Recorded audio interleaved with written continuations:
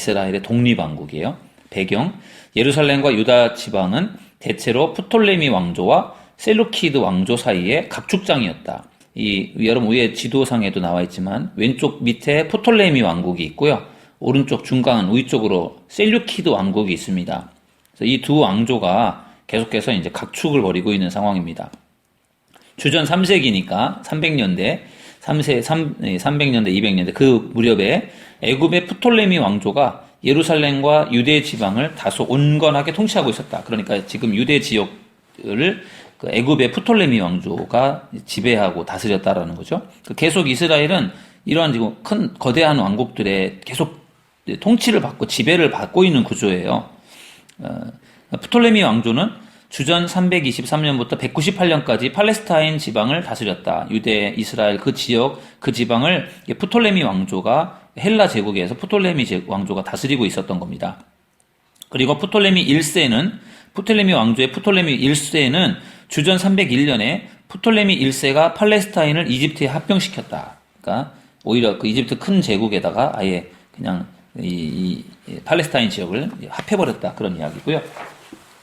15페이지 보시면 프톨레미 2세, 프톨레미 왕국의 프톨레미 2세는 프톨레미 왕조의 2대 왕이었던 필라델푸스 왕은 도서관을 건립하고 세상에 현존하는 모든 책을 그 도서관에 모으거나 복사해서 보관하려고 했다. 특이한 왕이에요. 프톨레미 왕조가 아주 책에 관심이 많았습니다. 그래서 도서관을 만들어 놓고 이 시대에요. 기원전 2세기, 3세기인데 그때 막 도서관을 만들어서 모든 세상의 책을 막 거기에다 모아놓는 그런 일들을 합니다. 그런데 나번에 보면은 히브리인들의 율법서에 헬라어 역본이 없다라는 소식을 듣고 불만을 표시하며 왕실 도서관장이었던 데메트리우스에게 번역을 지시합니다. 히브리어 그 율법서는 모세오경이죠. 모세오경은 원래 히브리어로 되어 있잖아요. 구약성경은 히브리어로 되어 있고 신약성경이 헬라어로 되어 있는데 지금 이게 헬라 제국이 다스리던 시대였기 때문에 헬라어가 유통되고 있었는데 이 왕이 그 율법 성경이 히브리어로 되어 있고 헬라어로 된 게 없다고 그것을 알고 사람들을 시켜서요 헬라어로 성경을 번역을 합니다. 그래서 한 지파에서 6명씩 총 12지파니까 총 72명의 장로들을 선정을 해서 72일 동안에 걸쳐서 모세오경을 헬라어로 번역합니다. 히브리어 성경을 헬라어로 번역하는 이 성경이 70인역이라는 성경이에요. 굉장히 유명한 성경입니다. 히브리어 성경을 헬라어로 번역하는 그런 헬라 시대였기 때문에 그렇게 한 거죠. 그래서 이런 성경을 헬라어로 번역하는 70인역이 이때 만들어집니다. 이후에 율법서 이외의 번역도 추가되었지만 그것이 언제인지는 확실하지 않다. 기원전 2세기 그 정도 경에 이 70인역이 만들어집니다. 셀류키드 왕조는 주전 198년부터 이스라엘이 독립왕국을 이룰 때까지 팔레스타인 지방을 이제 다스렸습니다. 셀류키드 왕조가 그러니까 좀 위쪽에 있었던 나중에 그 지역은 이제 셀류키드 왕조가 더 오히려 팔레스타인 지역을 이제 나중에 다스리게 되는 겁니다. 예루살렘 성전 쪽도 마찬가지고요. 이때 이제 안티오쿠스 3세라는 이제 왕이 여기를 이제 다스리게 되는데 안티오쿠스 3세는 주전 198년 셀류커스 왕조의 안티오쿠스 3세가 프톨레미 왕조로부터 팔레스타인을 빼앗아 시리아에 합병시킵니다. 그러니까 아까 프톨레미 왕조에 있을 때는 예루살렘이 프톨레미 왕조 쪽에 붙어 있었는데 이 안티오쿠스 3세가 이 싸움을 해가지고요 프톨레미 왕조로부터 이 팔레스타인 지역을 빼앗습니다. 그러면서 이제 셀류키드 왕조 쪽에 이제 이스라엘이 들어가는 거죠. 그러니까 완전히 무슨 왕조의 각축전 속에 거기 갇혀가지고 이 나라에 속했다가 저 나라에 속했다가 완전히 그런 신세가 돼버린 거죠. 그래서 이번에는 이제 셀류커스 왕조에 이제 들어가게 되고요. 처음에는 이 셀류커스 왕조가 이 팔레스타인 유대 지역을 이제 장악한 다음에 유대의 전통적인 관습과 종교 생활의 자유를 허용하고 세금도 3년 동안 면제해 줍니다. 처음에는 굉장히 온건 정책을 펼칩니다. 잘해줍니다. 그런데 주전 190년에 이 헬라가 로마와 전쟁에서 참패를 합니다. 그리고 안티오쿠스 3세에게 5,000달란트라고는 어마어마한 배상금이 부과되자 막대한 배상금을 채우기 위해서 안티오쿠스 3세는 나라 안에 있는 신전들의 재산을 압류하기 시작합니다. 그러니까 이때 이제 결국은 곳곳에 이에 대한 백성들의 반대가 일어나고 안티오코스 3세는 결국 암살당합니다. 세금을 뜯어내서 그거로 이제 배상금을 이제 내려고 하다가 결국은 너무 혹독하게 세금을 뜯어내니까 백성들의 반대가 심해서 결국은 이제 안티오코스 3세가 암살당하게 되고요. 그러면서 이제 셀루코스 4세 역시 많은 조공을 바치라고 하는 로마의 압력을 받습니다. 이제 헬라 시대가 저물면서 로마 시대로 넘어가는데 이제 로마의 어떤 그런 압력을 받습니다. 그도 역시 예루살렘 성전의 재산을 강탈하려고 시도했지만 역시 유대인들의 강력한 반대를 경험합니다. 그러니까 그 후에 셀루코스 4세는 한 장군에 의해 살해당합니다. 그러니까 너무 강력하게 힘들게 막 몰아붙여도 결국은 이렇게 되는 거죠. 쥐도 궁지에 몰리면 고양이를 문다고 계속해서 너무 혹독하게 하니까 암살당하는 거죠. 죽었습니다. 그래서 안티오코스 4세, 안티오코스 4세는 셀루코스 4세의 동생입니다. 16페이지를 보겠습니다. 스스로 자신의 이름을 에피파네스라고 고쳤습니다. 안티오코스 4세는 이집트 정복을 꿈꾸며 두 차례에 걸쳐서 원정을 떠났지만 실패합니다. 그래서 이집트를 거의 제압했지만 로마가 이미 지중해 지역에서 버티고 있었기 때문에 안티오코스 4세가 조용히 후퇴를 합니다. 그러면서 결국은 로마에게 지고 말아요. 안티오코스 4세는 실패의 원인을 유대인에게 뒤집어 씌웁니다. 거기 밑줄 친 곳에 유대인입니다. 자기가 약해서 져놓고 그것에 대해서 유대인들에게 뒤집어 씌웁니다. 그러면서 예루살렘 성을 유린한다. 그래서 자기가 로마에게 패배를 하고 이집트를 정복하려고 하다가 실패를 한 것에 대해서 그 원인이 유대인들에게 있다라고 뒤집어 씌워서 그때부터요 안식일을 지키지 못하게 해요. 예배를 못하게 하고요, 할례도 못하게 하고 율법 성경도 못 읽게 하고 그런 이제 혹독한 그런 이제 그 탄압을 하는 거죠. 종교 탄압을. 그러면서 그때는 성전에 가서 제사를 드리면 죽였습니다. 교회를 못 가는 거죠. 가면 죽이니까. 할례를 행하는 아이를 죽였습니다. 그리고 그 아이의 아버지를 죽였어요. 할례를 행한 제사장도 죽였어요. 그러니까 할례를 하면 다 죽는 거죠. 교회 가면 다 죽는 거예요. 그러니까 교회를 갈 수가 없는 그런 엄청난 탄압을 한 거죠. 이 안티오코스 4세가 그렇게 했습니다. 화풀이를 한 거죠. 유대인들에게. 그리고 마번 극에 달한 성전 모독죄를 저질렀다. 성전 모독죄. 밑줄 친 곳에 성전 모독죄라는 게 뭐냐면요. 예루살렘 성전을 헬라의 신 제우스에게 봉헌했습니다. 하나님의 성전을 우상에게 봉헌했어요. 그리고 예루살렘 성전 안에다가 이방인의 신상들을 막 그 안에다가 막 세워놨습니다. 성전을 더럽힌 거죠. 성전에 막 우상들을 세워놓으니까. 그리고 헬라 군인들을 시켜서요. 예루살렘 성전에서 막 돼지를 잡아가지고 돼지 피를 막 뿌렸습니다. 이방 우상 숭배하는 사람들이 돼지를 잡아서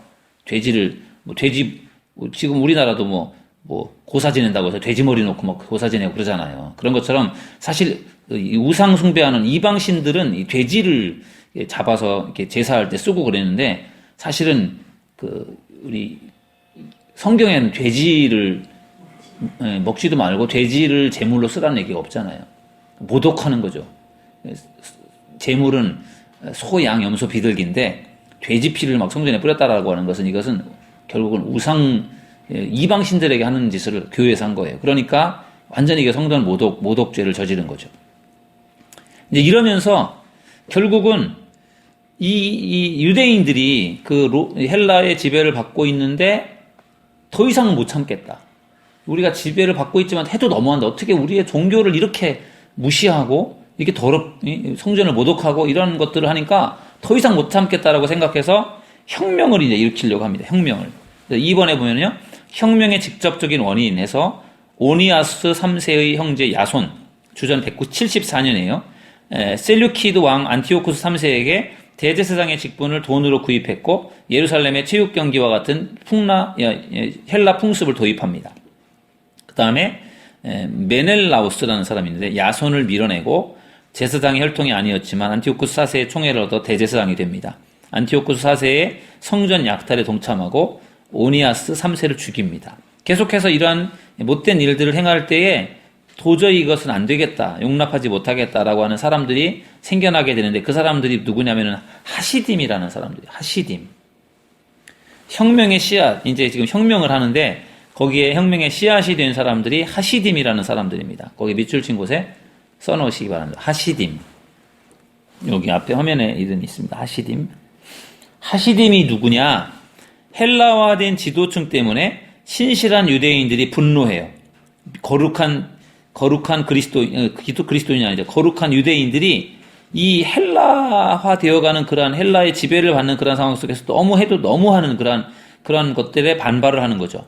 주전 2세기 초부터 하시딤으로 알려진 신실한 유대인들의 저항이 등장합니다. 그러면서 이 사람들이 결국은 혁명을 일으켜요. 그게 바로 마카비 혁명이라는 거예요. 성경에는 없죠. 세계 역사에 있는 거예요. 마카비 혁명. 유다라는 사람이 이제 주전 166년부터 160년까지 활동하는데, 안티오코스 4세가 성전을 제우스에게 봉헌하자 하시딤들은 무기를 들었다. 성전을 더럽히는 것을 우리가 도저히 용납할 수 없다. 그래서 이러한 거룩한 신실한 하시딤 유대인들이 거기서 혁명을 일으킵니다. 그것을 마카비 혁명이라고 해요. 마카비 반란은 혁명은 주전 167년에 예루살렘 근처 모딘이라고 하는 마을에서 이방신에게 제사를 드리던 한 유대인과 그 일을 감독하던 제국의 관리를 살해한 사건으로부터 시작됐다. 이방신에게 제사를 드리는 유대인, 그걸 감독하고 있는 사람들을 죽였습니다. 그게 결국은 이제 마카비 혁명의 씨앗이 된 거죠. 제사장 마따디아와 그의 아들들이 이끌었던 마카비 혹은 하스모니안, 이 반란이 일어납니다. 마따디아와 그의 다섯 아들 그리고 그들을 따르는 사람들이 산으로 도망가서 게릴라전을 펴기 시작합니다. 그 당시에는 헬라가 지배하고 있었는데 헬라와 싸우는 거죠. 그러면서 혁명을 일으켜서 성공을 해요. 17페이지 보시면 마카비는 망치를 휘두르는 자, 망치. 마카비 혁명의 마카비라는 말이 망치를 휘두르는 자라는 뜻으로 제사장 마따디아의 셋째 아들 유다에게 붙여진 별명입니다. 하스모니안이라는 용어는 그 가문의 이름인 하스몬에서 나왔고, 결국 주전 164년에 유대식 예배를 다시 회복하게 됩니다. 성전을 더럽히고 막 성전에 우상을 설치하고 이런 것들을 다 정리하고 결국은 164년에 유대식 예배를 회복했다라는 이야기는 결국은 이게 독립한 겁니다. 혁명이 성공한 거예요. 그래서 그 헬라인들을 이렇게 물리치고 자기 나름대로의 어떤 독립 국가를 형성한 거죠. 유다는 성전에서 우상 숭배와 관련된 물건들을 청소하고 성전을 하나님께 재봉헌했다. 아까는 그 헬라 신들에게 봉헌했었잖아요. 제우스 신에게. 근데 그걸 다시 다 정리하고 하나님께 다시 봉헌을 한 거죠. 9번에 보면 수전절이라는 유대의 절기는 이 사건을 기념하는 절기입니다. 수전절이라는 게요, 그 성전에서 더럽혀졌던 것들을 다 정리하고 다시 깨끗게 하고 하나님 앞에 봉헌하는 그것을 수전절이라고 합니다. 지금 우리 기독교에서는 수전절이라는 걸 지키지 않지만 유대교에 있어서는 이 부분이 중요한 부분이죠. 주전 160년에 셀류키드 왕조와 벌어진 전쟁에서 유다는 전사합니다. 유다 죽고요.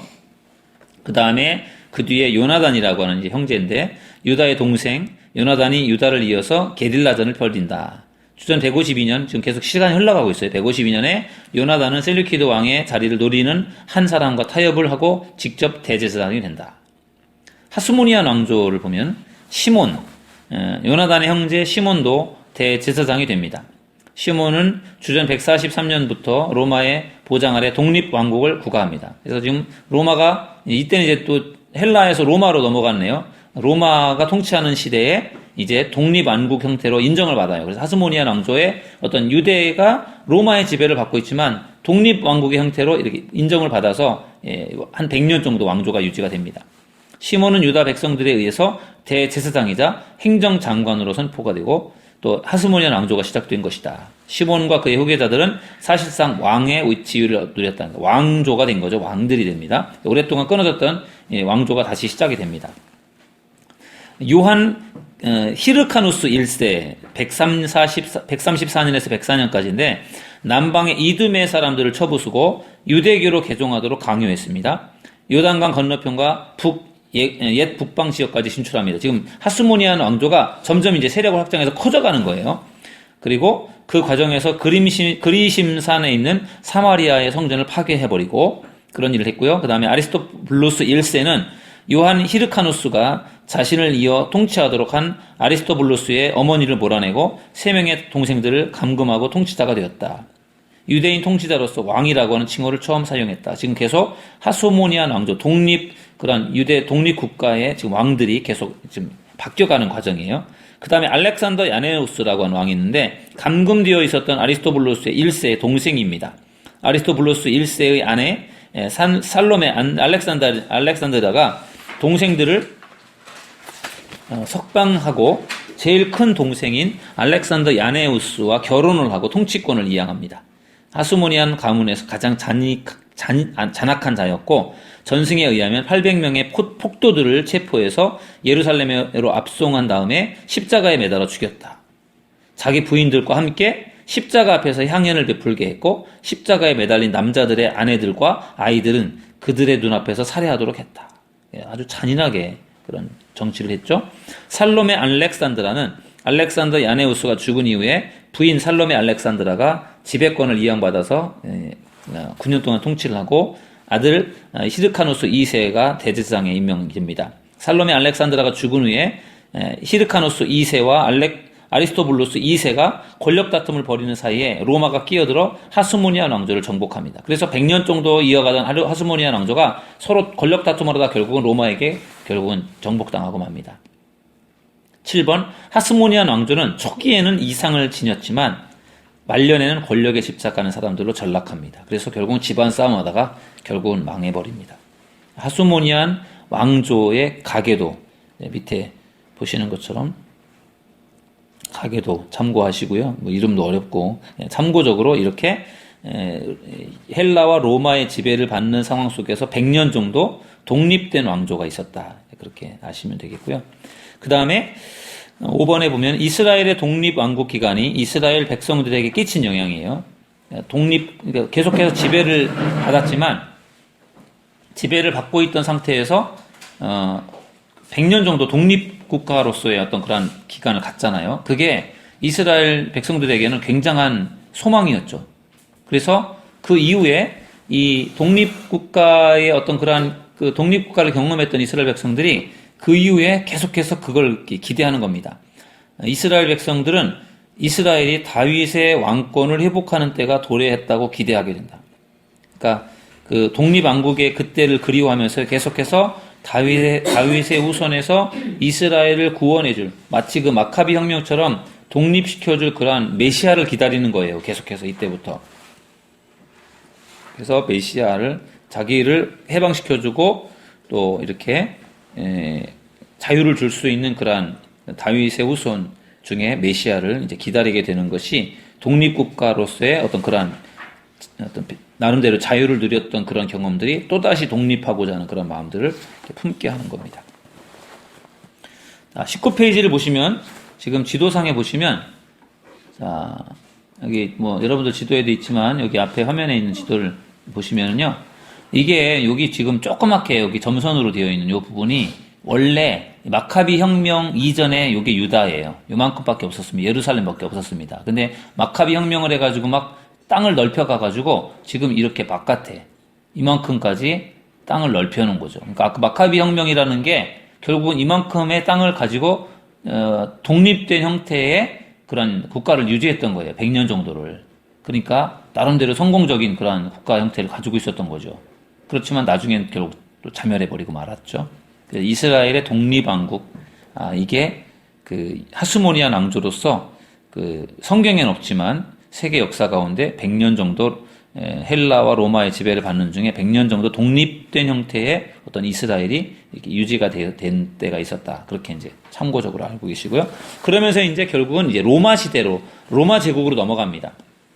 헬라도 이제 결국은 로마에게 정복을 당하고 말아요. 그래서 로마 제국에 이제 넘어가는데, 이제 여기서부터 이제 결국은 우리 성경과 연결이 됩니다. 그래서 이 부분이 중요해요. 하스모니안 왕조와의 공존. 하스모니안, 그러니까 로마 제국이 있지만, 로마 제국이 일부분 그 하스모니안 왕조, 독립된 왕조를 인정을 해주는 거예요. 그래서 그게 로마 제국이 그 지역을 장악해서 통치하고 있지만 그 안에서 또 나름대로 하스모니안 왕조, 유대 왕조가 같이 공존을 하는 상태입니다. 그게 주전 63년에서 38년이에요. 기원전 63년에서 38년경에 같이 공존이 되는 거죠. 로마의 폼페이는 주전 63년에 하스모니안 왕조를 정복한다. 결국은 그 로마가 결국은 그 지배를 하게 되는 거죠. 그리고 그러나 로마는 정복하는 곳에 속주를 세웠지만 적어도 처음에는 그 지역에 있던 기존 구조를 유지합니다. 유대를 정복했지만 그 유대의 어떤 그런 나름대로의 자치권을 인정해 주는 겁니다. 그 당시 유대 지역은 대제사장의 7위권이 예루살렘 주변 지역만이 아니라 갈릴리 지역과 요단강 동편 베레아까지 미치고 있었다. 하스모니안 가문의 마지막 인물인 안티고노스가 대군주들과 충돌하여 주전 38년에 처형될 때까지 하스모니안 왕조는 계속됩니다. 이때까지가 이제 로마 제국과 하스모니안 왕조가 공존하고 있는 상태고요. 그 다음에 20페이지 보시면 헤롯 정권의 등장입니다. 자, 우리가 보통 이제 신약 성경으로 가면 예수님이 태어날 때 헤롯 왕이 등장하잖아요. 이제 그때 이제 결국은 이제 그 로마에게 이제 멸망을 당하면서 헤롯 왕권이 이제 세워집니다.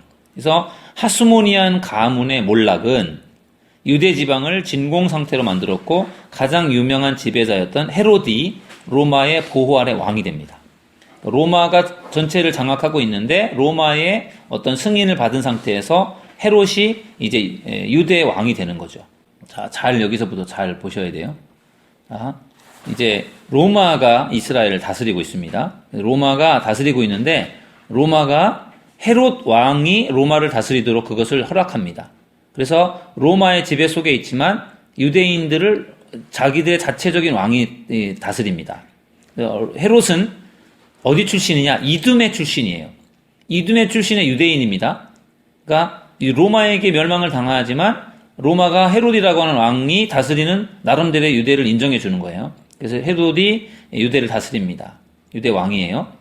근데 다윗 왕의 그 계통이 아니에요. 이두메 출신입니다. 그래서 그는 로마에서 교육을 받았고 마리암네와의 결혼을 통해서 하스모니안 가문에 들어옵니다. 그래서 헤롯은 주전 4년까지 통치를 하고요. 헤롯의 통치 기간은 예수님의 생애의 직접적인 배경이 됩니다. 이 사람을 우리는 보통 헤롯 대왕이라고 해요. 왜냐하면 이때까지 그 유대 지역이 하나의 땅덩어리로 되어 있었거든요. 그래서 예수님이 태어날 때 헤롯이 예수님을 죽이라고 하잖아요. 그때 이 사람이 헤롯 대왕이에요. 예수님이 태어날 때 배경을 이루고 있었던 사람이 바로 이 헤롯 왕이고요. 그 다음에 나번을 보시면 헤롯은 끊임없이 권좌와 생명을 위협하는 공포 속에 살았다. 마태복음 2장 16절에서 18절에 있는 영아 사례는 이런 두려움을 단적으로 보여줍니다. 유대인들이 점점 숫자가 많아지니까 쟤네가 점점 많아져서 나중에라도 혁명을 일으키면 어쩔까. 그런 쓸데없는 두려움이 생겨난 거죠. 헤롯의 마음속에. 그래서 헤롯이 유대인들 중에 남자아이들 다 죽이라고 했던 이유도 바로 그런 것입니다. 그 다음에 왕비도 죽였고요. 자식들도 죽이고 아주 헤롯이 아주 두려운 권좌와 어떤 그러한 어떤 욕심 때문에 사람들을 죽입니다. 그는 헬라 문화를 세우는 정책의 일환으로 엄청난 건축 사업을 벌였다. 거기 밑줄 친 곳에 건축 사업 써놓으시고요. 건축 사업을 벌였다. 그런데 이 헤롯이 한 아주 큰 업적이 있습니다. 그게 뭐냐면 성전 건축이에요. 그래서 건축 사업 가운데 가장 눈에 띄는 것은 성전 재건이었다. 헤롯은 옛 성전 대지 혹은 좌대를 크게 확대하고 스룹바벨 때 지은 볼품없던 성전을 대규모의 웅장한 건물로 재건합니다. 그래서 성전을 이제 건축하는데 우리 성경에 보면 성전이 3개가 나오잖아요. 제일 처음에 나오는 게 솔로몬 성전, 두 번째 나오는 게 스룹바벨 성전, 세 번째 나오는 게 헤롯 성전입니다. 성전을 건축한 사람의 이름으로 그렇게 3개의 성전이 있습니다. 그래서 이 헤롯 왕이 성전을 건축하는데 왜 성전을 건축하느냐? 자신이 이두메 출신이기 때문에 유대인들이 왕권을 인정하지 않으려고 했고 다윗 왕의 후손이 아니잖아요. 인정을 하지 않으려고 했고 그에 대처하려고 성전을 재건한 것이다. 유대인들에게 인기를 얻어내고 유대인들에게 인정을 받고자 사실은 그러한 목적에서 성전을 지어준 거예요. 그 다음에 가이사랴 항구 건설은 가이사, 로마 황제가 가이사잖아요. 가이사의 이름을 따라서 항구의 이름을 지었습니다. 로마인들에게 정통성을 얻고자 노력하기 위해서 가이사랴라고 하는 이름을 붙인 겁니다. 그러니까 유대인들에게는 유대인들대로 인기를 얻어야 되고 로마에는 로마대로 인정을 받아야 되고 그런 상황에서 이제 헤롯 대왕이 유대를 통치하고 있었고요. 이 헤롯 대왕이 이제 BC 4년경에 죽는데 헤롯 대왕이 죽은 이후에 그 유대 땅이 4개의 행정구역으로 분할이 됩니다. 그래서 요것도 이제 우리가 잘 알아야 되는 건데 헤롯 대왕 시절에는 이 유대가 하나였는데 헤롯 대왕이 죽은 이후에 땅덩어리가 4개로 나눠지는데 그 중에 하나가 이제 유대 지방입니다. 이게 중요한 지역이죠. 유대 지방. 예루살렘 그쪽을 포함하고 있는 유대 지방인데 이 유대 지방은 헤롯의 아들 아켈라오는 주전 6년까지 주후 6년이네요. 주후 6년까지 유대 지역의 행정장관이 되었습니다. 아켈라오가 이제 헤롯 대왕의 아들인데 일정 기간 동안에 유대 지역에서 이제 행정장관직을 하다가 아켈라오가 제거됩니다. 죽습니다. 이 지역에 통치자가 있는 것처럼 꾸미는 일은 중단되었다. 그러니까 결국은 왕이 없어지게 된 거죠. 유대 지역에. 그 다음에 유대 지역은 로마의 총독들이 직접 관할함으로써 로마의 속주가 되었다. 그러니까 이때 이제 아켈라오, 헤롯의 아들 아켈라오가 죽고 그러면서부터 결국은 유대 지역은 왕이 없어요. 그래서 유대 지역을 어떻게 하느냐? 로마가 총독을 로마에서 직접 파견을 해서 총독이 다스리는 그러한 상태로 되는 거죠. 그게 이제 그래서 결국은 여기 우리가 이 유대 지역에 예수님 우리 성경에 보면은 유대 예수님 활동하는 그 시대에 왕들도 있지만 총독이 나오잖아요. 총독. 그 사람들은 로마가 직접 파견한 총독들이에요. 이 총독들이 와서 유대 지역을 다스리는 겁니다. 그러니까 헤롯 그 아들이 왕이 죽은 이후에는 거기에 유대 지역은 이제 왕이 없어요. 총독이 와가지고 다스리는데 이 사람이 이제 본디오 빌라도죠. 이 사람은 유대인이 아니라 로마에서 파견 나온 그러한 총독입니다. 그래서 21페이지 보시면 갈릴리 순례자들이 예루살렘에서 희생제물을 드리려고 했을 때 그들을 학살하고 혁명의 의심가는 사람들을 체포해서 죽이고 예수님을 십자가에 내어주게 된 것도 사내들인이 정치적으로 의심스러운 사람이라고 그에게 넘겨준 한 유대인이었기에 십자가의 사형을 선고했다. 그러니까 이 사람은 유대인이 아니고 로마에서 파견 나온 그런 총독이다 보니까 이제 유대 지역에 아무 어떤 일이 생겨나지 않도록 그런 것들을 관리 감독하는 일을 했죠. 그리고 이제 빌라도 이후에 또 안토니오 벨릭스라고 하는 이제 총독입니다. 이 사람이 주후 52년에서 60년 예수님 돌아가신 이후에 이제 벨릭스라고 하는 그러한 이제 이 총독이 이제 와서 거기에서 이제 주둔하고 있고요. 세 부인 중에서 두 번째 부인은 아그리파 1세의 딸인 유대인 공주 드루실라였다. 그리고 이제 벨릭스라고 하는 사람도 있고요. 다 로마 유대 총독들입니다. 그 다음에 보르기오 베스도, 주 60년, 62년 베스도라는 총독, 유대 총독이고요. 로마의 총독들은 모두 잔악하기로 유명했다. 그죠? 로마에서 파견한 총독들이기 때문에 굉장히 잔악했고요. 첫 총독의 부임으로 인해 열심당이 등장하게 된다. 열심당. 이 열심당은요, 일종의 그 혁명을 일으키려고 하는 그런 사람들이에요. 과거에 마카비 혁명으로 독립했던 그런 것에 대한 그런 향수를 가지고요, 여차하면 독립운동을 하고 독립군 같은 그런 사람들이에요. 그래서 열심당원들이 그러니까 무기를 가지고 싸움을 준비하고 전쟁을 준비하고 이제 그런 일들을 암암리에 했던 사람들인데 베드로도 이 열심당원 중에 하나였습니다. 베드로가 칼을 잘 쓰잖아요. 예수님을 로마 병정들이 체포하러 왔을 때 베드로가 칼을 빼서 제사장 말고인가요? 제사장 몸종 말고의 귀를 잘랐잖아요. 죽이려고 했던 건데 귀가 따로 나갔는데 그때 칼을 들고 있었다는 거죠. 열심당원이었어요. 베드로가. 여러 개 당이 있는데 그 다음 주에 공부할 겁니다.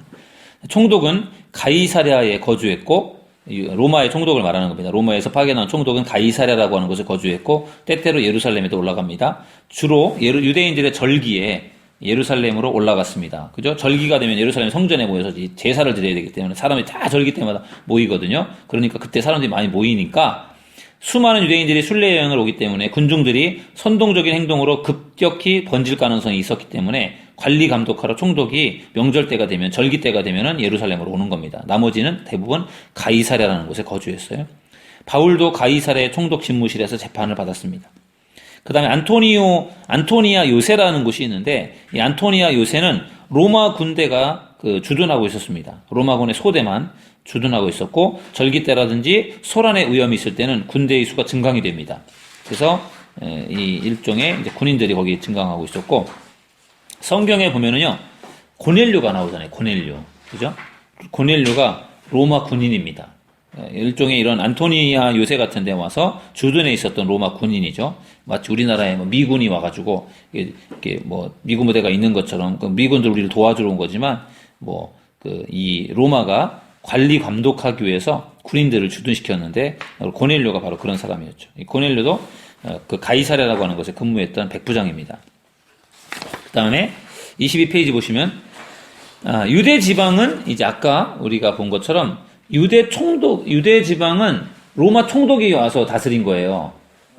직접 다스린 거죠. 유대 총독으로 로마 총독이 와가지고 다스렸고 그 다음에는 이제 4개 지방으로 나누어졌었는데 그 중에 두 번째는 갈릴리 지방입니다. 22페이지 보시면 갈릴리 지방이잖아요.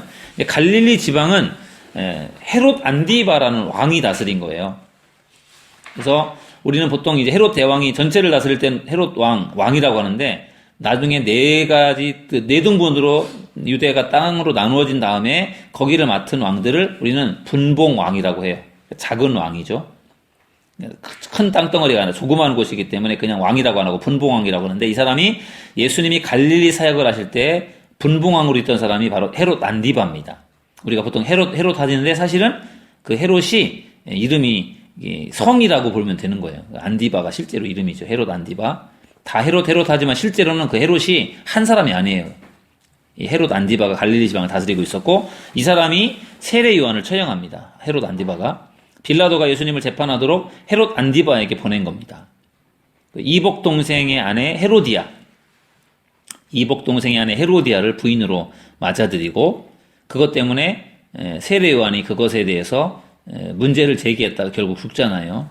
예수님은 헤롯 안디바를 여우라고 불렀습니다. 여우, 헤롯 안디바. 그리고 가버나움에는 작은 국경 정류장과 세관이 있었다. 갈릴리 지방 있었고 세 번째는 이두레와 드라고니 지방이 있었습니다. 갈릴리 저쪽 동북쪽으로 이두레라고 하는 곳이 있었는데 이 지역을 다스리는 분봉왕은 헤롯 빌립이에요. 보통 성경에는 빌립이라고 나와요. 그 빌립이 분봉왕, 이쪽 이두레 지방의 분봉왕입니다. 빌립은 로마 황제의 초상화가 새겨진 화폐를 주저하도록 한 첫 번째 유대인 군주였고 빌립보 가이사랴라는 수도를 새로 건설합니다. 빌립은 주후 34년 후손을 남기지 못하고 죽었습니다. 충에 먹어 죽었더라? 이렇게 해서 죽은 사람이 바로 이 빌립입니다. 그 다음에 빌립이 죽은 이후에 헤롯 대왕의 손자 헤롯 아그리빠가 다스립니다. 이 사람은 누구냐? 바울을 재판했던 왕입니다. 헤롯 아그리빠는 바울을 재판했던 왕이고요. 아그리빠는 할아버지가 다스리던 지역을 다시 한번 전체적으로 통합해서 다스리게 된다. 스스로 율법을 정확하게 따르는 경건한 사람으로 자리매김하려고 했었고 한편으로는 바리새인들을 위해서 예루살렘의 기독교 공동체를 박해합니다. 그래서 세베대의 아들 야고보를 처형합니다. 세베대의 아들 야고보를 처형하고 베드로를 체포하는 그러한 일들이 이제 이 헤롯 아그리빠가 하는 일들입니다. 그리고 그가 이제 죽게 되자 지배권이 아들에게 넘어가는 것이 아니라 온 나라가 시리아의 식민지로 떨어져서 시리아에 있는 총독에 예속된 지방 총독들이 통치를 하게 됩니다. 23페이지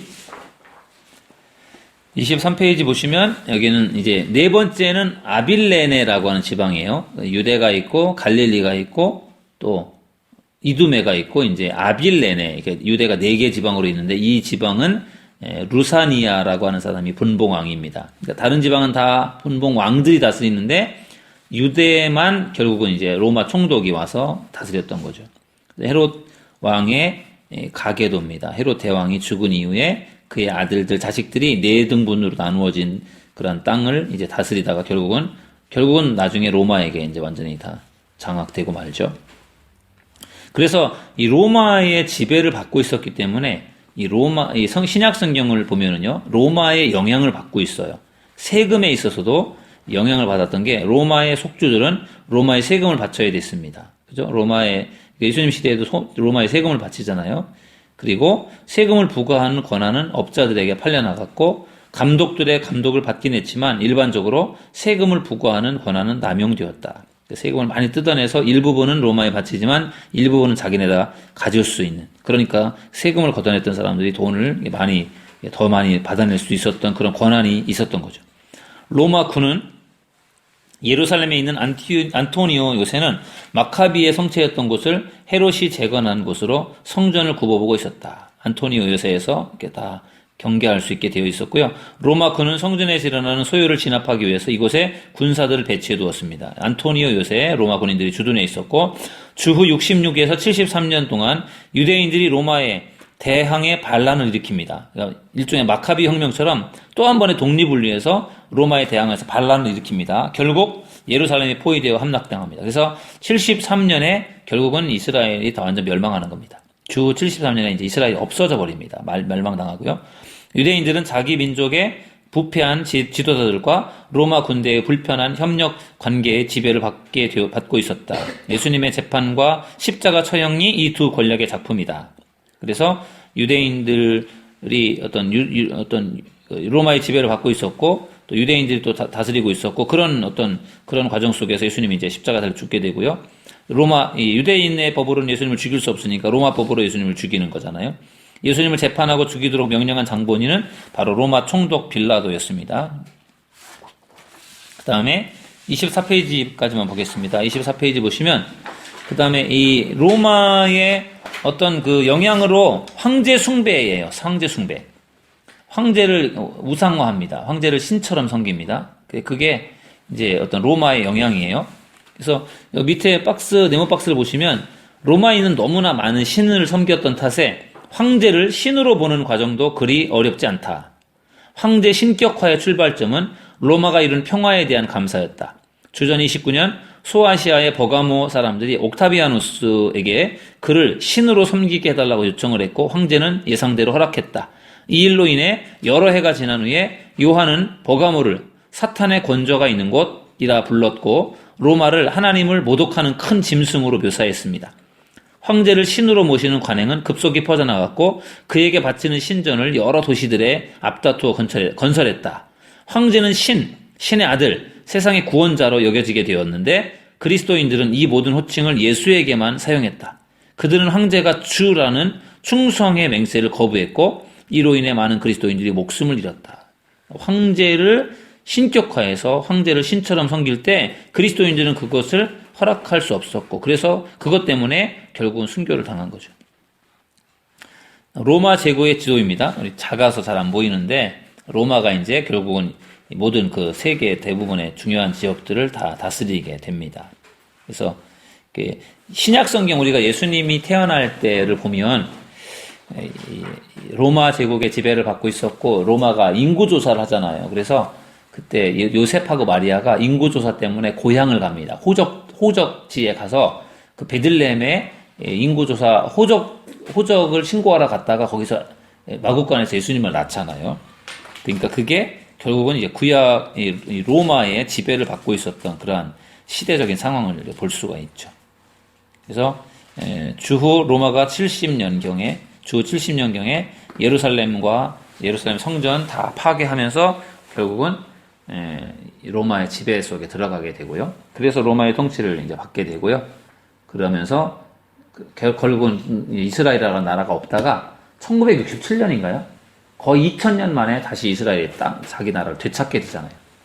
거의 2000년 동안은 흩어져서 나라 없이 살다가 다시 1947년인가 67년인가 아무튼 그때 다시 이제 나라를 다시 되찾고 회복하게 되기까지 계속해서 이 나라를 잃고 지배를 당했으니까 굉장히 서러운 삶을 살았던 나라가 바로 유대이죠. 그래서 신약 성경의 배경을 이루고 있는 그 부분이 로마의 지배를 받고 있었던 상황인데, 이 부분은 사실 성경에 잘 안 나와 있는 부분이고, 신약 시작되면서부터 이제 로마의 지배를 받고 있는 상황으로 연결되기 때문에 이 부분을 우리가 조금 알면은 이제 좀 도움이 될 것 같습니다. 그래서 오늘 이렇게 여기까지 공부를 했습니다.